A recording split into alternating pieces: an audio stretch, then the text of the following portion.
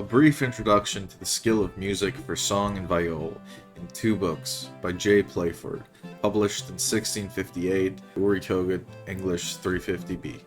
I embarked on a quest to uncover texts dedicated to the subjects of music and music theory. Fortunately, my search yielded a manageable selection, presenting me with a curated collection of 15 texts spanning the years 1596 to 1684. I was delighted to discover that EEBO effortlessly displayed the diverse spellings associated with both music and theory. This thoughtful feature provided me with an insightful glimpse into the intricate web of etymology and language evolution. Further investigations unveiled that these specific spelling variations were intricately tied to the specific etymological paths chosen by the respective authors. The term music or musique with a K and or E finds its origins in the Anglo-Norman language, a variety of Norman French that emerged in England following the Norman conquest. It persisted as a language of the English nobility for many centuries, and has greatly influenced the legal phraseology within the English language. Derived from Old French, the term musique is spelled with a unique arrangement of Q-U-E at the end of it. Additionally, the word musica was borrowed directly from Latin. While these historical roots provide explanations for certain linguistic variants, it is important to note that additional variations have emerged over time, influenced by these etymological origins, and shaped by the evolution of language itself. The title page, for instance, reads Musick with an extra K, possibly stemming from the Anglo-Norman spelling of music, spelled M-U-S-I-K, adding the C from Latin due to the author's affinity for the Latin language. Further proof of this is depicted in the stamp in the slight bottom center of the title page. The stamp bears a captivating charm, particularly with the words encircling the image forming the phrase Musica latificent cor. This clever adaptation playfully transforms the familiar Latin expression vinum et musica latificent cor, which translates to wine and music gladden the heart. The term vinum, wine, is omitted, leaving behind the powerful message that music alone has the ability to bring joy in the heart. At the heart of the stamp, an enchanting image takes center stage, a lute accompanied by a bow alongside meticulously composed pages of music. This artistic composition perfectly encapsulates the theme of music and all of the text-related endeavors. Going back to the full page, the image was scanned alongside a ruler to demonstrate the height of the text. There is also a credit copyright explaining that the images were reproduced by the courtesy of Harvard University Library. Upon initial observation, the overall quality of the text, despite its remarkable age of 365 years, is surprisingly well kept.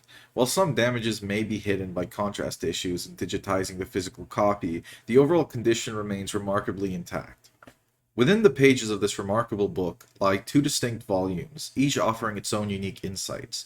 The first book delves into the very foundations and principles of music, particularly focused on vocal compositions. On the other hand, the second book delves into the intricacies of playing the viol da gimbo and the treble violin.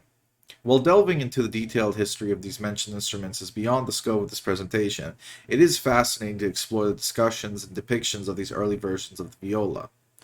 The first book, with its focus on music theory, provides a solid understanding of the underlying principles, while the second book takes a more practical approach, offering specific guidance on mastering the instruments themselves. Remarkably, this edition stands as the earliest known version of this work, quite possibly being the very first one ever published. This raises the question of why these 2 books were conjoined into a single volume. One possible theory relates to a semantic definition, where the term book serves as a means of dividing the text into 2 distinct acts or sections, purely for organizational purposes. In this interpretation, the use of the term book is more of a structural device rather than a literal indication of separate volumes. Alternatively, another theory suggests that 2 books were originally published as separate volumes, and this particular edition serves as an omnibus, uniting them within a single encompassing volume. As we continue downwards in the text, we encounter the author's name, J. Playford, which stands for John Playford, the full name of the esteemed author. A distinctive feature here is the use of the initial J for the first name John. During this era, greater emphasis was placed on the family name, and heritage was more common than highlighting the first name. Nevertheless, the stylistic choice adds an intriguing area for questioning. Directly following the term is filo musico. The term musico derives from Italian and carries multiple meanings, with the most prevalent referring to a trained musician. Philo, on the other hand, originates from Greek and translates to love.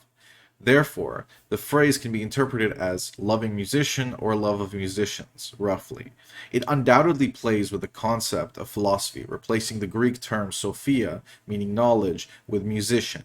In this context, it appears that Playford adopts a title akin to that of a philosopher, but specifically focused on music. Additionally, we find the publishing information at the bottom, revealing that the book was printed by W. Godbid for John Playford's shop in the Inner Temple near the church.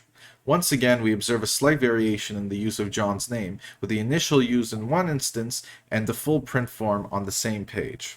The edition presented currently on screen, while published at a later date than the original, showcases a remarkable artistic representation of John Playford that deserves admiration. While I will focus on the EEBO version for the remainder of this presentation, I would be remiss not to share this image, which captures the essence of Playford's persona and breathtaking artistry. The image portrays Playford himself holding a composition, accompanied by two cherubs, raising above his head a different set of musical compositions. The words on the bottom of the top compositions are somewhat illegible, so I won't go into too much detail about them. The selection of the cherubs for the imagery reveals Playford's outlook. These celestial beings, angels, are often associated with bearing thrones, symbolizing his belief in the intimate connection between music and spirituality. For Playford, music was a means of honoring and connecting with the divine. The caption accompanying the image reads, "This Playford's shadow doth present. Peruse his book, and there you'll see his whole design is public good, his soul and mind and harmony." Although interpreting its complete significance may prove slightly challenging, it can be organized as follows. This image depicts Playford. Read his book and you will understand that his work is dedicated to the betterment of society. It reflects the unity and coherence of his soul and mind. It's important to consider the setting in which the text was released. Literacy rates during the medieval ages in Europe as a whole averaged a mere 20%. The mid-17th century witnessed a notable increase, surpassing 50% and continuing to rise. This shift enables readers from various social stratas to access and engage with the text beyond the confines of strict upper nobility. Hence, this text serves not just the nobility market, but also for any individual who can afford and read it, reflecting Playford's inclusive vision. The book begins with an inviting preface, proclaiming its purpose as a profound offering to all music enthusiasts. A testament to its authenticity, John Playford's distinguished signature is depicted in the bottom right corner at the end of the preface, affirming his authorship of this introduction.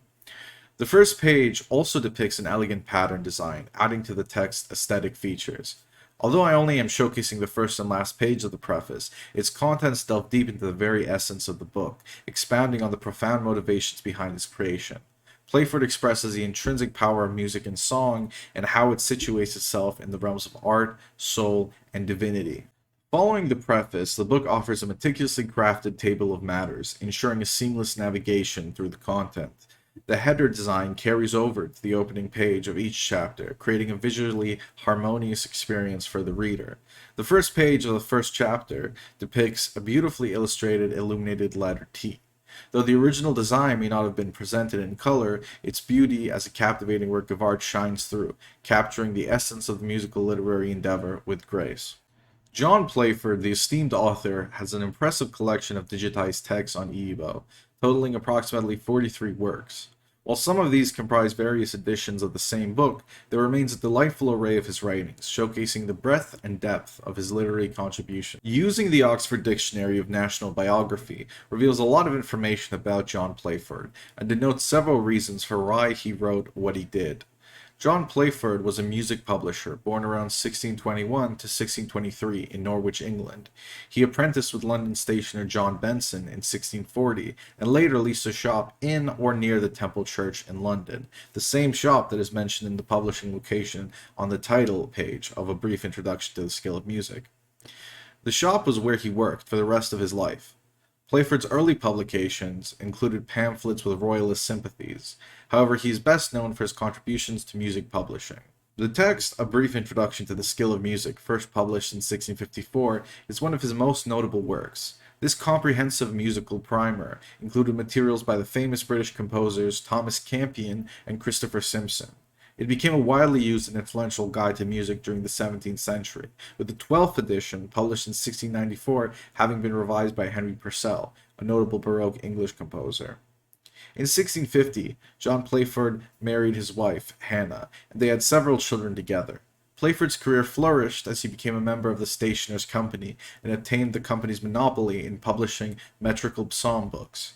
He played a role in the reestablishment of choral services in cathedrals and at the Chapel Royal, supplying music materials and procuring lost items. Playford's publishing practice focused on commercial success, aiming to reach a broad audience in the middle class.